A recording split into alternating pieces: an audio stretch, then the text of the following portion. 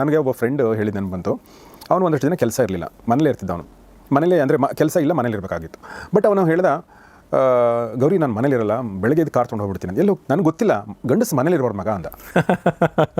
ಗಂಡಸು ಮನೇಲಿದ್ದರೆ ಹೆಣ್ಮಕ್ಳು ಇವ್ನು ಮನೇಲಿ ಕೂತ್ಕೊಂಡಿರ್ತಾನೆ ಅಂತ ಅನ್ಕೋತಾರೆ. ಹಿಂಗೆ ಮನೆಯಿಂದ ಹೊರಗೆ ನಾನು ಏನೂ ಹೇಳಕ್ಕೆ ಹೋಗಲಿಲ್ಲ, ಬಟ್ ನಂಗೆ ಗೊತ್ತಾಯ್ತು ಇಟ್ಸ್ ರಾಂಗ್ ಥಿಂಗ್. ಹೌದು, ಮಾತಾಡಬೇಕು, ಕೂತು ಮಾತಾಡಬೇಕು. ನನಗೆ ಕೆಲಸ ಹೋಗಿದೆ, ಹೀಗಾಗಿದೆ, ಇವತ್ತು ಸಮಾಜದಲ್ಲಿ ಏನಾಗ್ತಿದೆ ಅವ್ರಿಗೂ ಅರಿವಾಗಬೇಕಲ್ವಾ.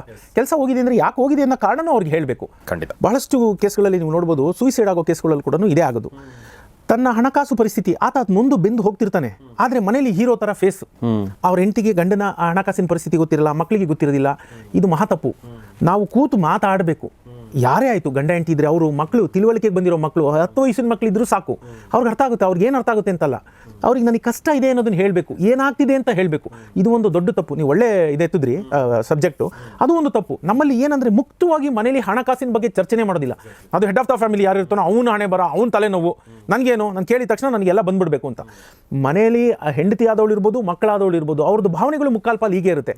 ನನಗೇನು ಬೇಕೋ ಅದು ಬರ್ತಿದೆಯಲ್ಲ ಅಂತ. ಆದರೆ ಆತನಲ್ಲಿ ಏನಾಗ್ತಿದೆ, ನಿಜಕ್ಕೂ ಆತನಿಗೆ ಅಷ್ಟು ಇನ್ಕಮ್ ಬರ್ತಿದೆಯಾ ಅಥವಾ ಸಾಲದಲ್ಲಿ ತಂದಿದ್ದಾನ, ಒಂದಷ್ಟು ಮಾತಾಡಬೇಕು. ಮನೆಯ ಯಜಮಾನ ಅನ್ನಿಸ್ಕೊಂಡವನು ಅಥವಾ ಹೆಡ್ ಆಫ್ ದ ಫ್ಯಾಮಿಲಿ ಯಾರು ಇರ್ತಾರೆ ಅವರು, ಅದು ಮನೇಲಿ ಇತರ ಸದಸ್ಯರು ಹಣಕಾಸಿನ ಬಗ್ಗೆ ಕನಿಷ್ಠ ತಿಂಗಳಿಗೊಮ್ಮೆ ಚರ್ಚೆ ಮಾಡಲೇಬೇಕು.